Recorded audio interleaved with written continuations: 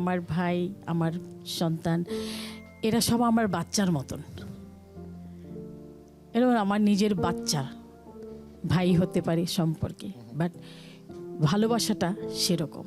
এয়ারপোর্টে দাঁড়িয়েই প্রথম এই বিষয়টা নিয়ে আপা কথা বলেছেন যে আমি আর কোনো শিল্পীর জীবনে কালো তালিকা নামক কোনো শব্দ আসুক, এটা আমি চাই না।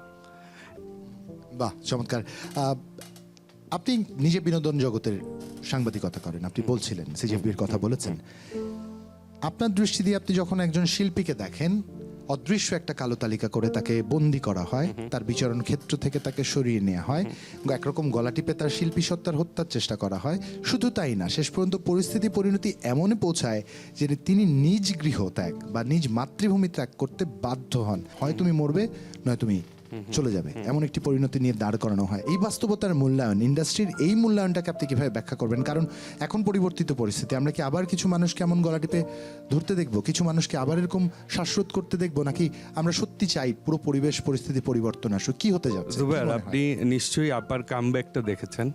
আপা যেদিন এয়ারপোর্টে রাজস্বিক কামব্যাক, হ্যাঁ, এই কামব্যাকে, সে কামব্যাকটাতে এয়ারপোর্টে দাঁড়িয়েই প্রথম এই বিষয়টা নিয়ে আপা কথা বলেছেন যে আমি আর কোনো শিল্পীর জীবনে কালো তালিকা নামক কোনো শব্দ আসুক, এটা আমি চাই না। অ্যাজ এ জার্নালিস্ট যদি আমাকে জিজ্ঞেস করেন, আমি আমার বিলিভটা এই জায়গায় যে একজন শিল্পীকে আসলে তার রাজনৈতিক পরিচয় দিয়ে কখনোই মূল্যায়ন করা উচিত না। একজন শিল্পীকে মূল্যায়ন করা উচিত তার কাজ দিয়ে। তো যখনই একজন শিল্পীকে শুধুমাত্র তার রাজনৈতিক পরিচয় দিয়েই মূল্যায়ন করা হয়, তখনই আমরা একজন বেবি নাজনীনের মতন মহান শিল্পীকে 15 বছর 20 বছর ধরে আমরা তার গান থেকে আমাদের দেশ, আমাদের সংস্কৃতি বঞ্চিত। এবং এই যে ভ্যাকুয়ামটা তৈরি করা হয় জোর করে, এই ভ্যাকুয়ামটায় কিছু আগাছা জন্মে, যে আগাছাগুলো পরিবেশ বিপর্যয়ের কারণ হয়ে দাঁড়ায়। আপা, একটু আপনার কাছে শুনি। ভাই পাশে আছে, সন্তান কিছুক্ষণ আগেই বলে গেলেন। হ্যাঁ, ভাই একটা বিশাল বড় সাপোর্ট। কিন্তু হ্যাঁ, ফিলিংস আমি বলি যে আমার ভাই, আমার সন্তান, এরা সব আমার বাচ্চার মতন। এরা আমার নিজের বাচ্চা, ভাই হতে পারে সম্পর্কে, বাট ভালোবাসাটা সেরকম। তো আমি ওদের সমান এমনি কাউকে দেখলেও, পথে যেই আন্দোলনের বাচ্চাগুলো নেমে আসছিল, আমার তখন মনে হচ্ছে এরা আমার বাচ্চা, আমার সন্তান। তারা যদি এত বড় ত্যাগ স্বীকার করতে পারে, আমরা কেন পারি না? যাই হোক, আমার ভাই যেসব কথা বলল, আমি মনে করি তারা তো অনেক ম্যাচিউরড হয়ে গেছে, অনেক গভীরতা হয়েছে, দূরদৃষ্টিটা হয়েছে, যে দেখার সেইভাবেই দেখছে। আমি শুধু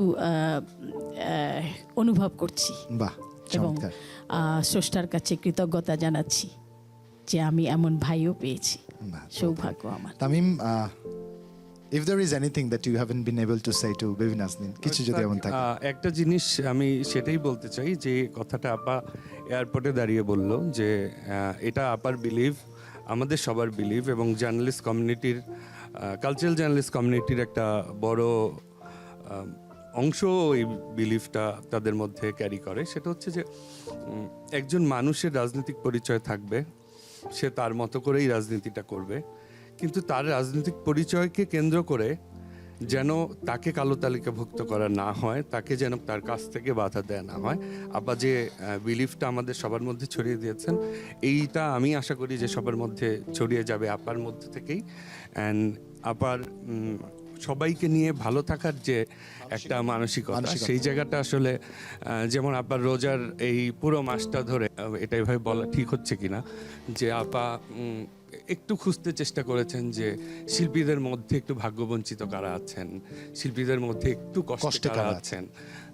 তো এই যে চেষ্টাটা, এটা আসলে তাকে মহান করে, সেই চিন্তা থেকে সে করে, এটা আমরা বিলিভ করি না, কারণ এটা আমরা বহু বছর ধরে দেখে আসছি, এবং সে এটা খুব নীরবে নিভৃতে করে, কাউকে না জানিয়ে করে। তো এই বিষয়গুলো আমার কাছে মনে হয় সৃষ্টিকর্তার কাছে পৌঁছায়, এই জন্যই 15 বছর শেষ হয়।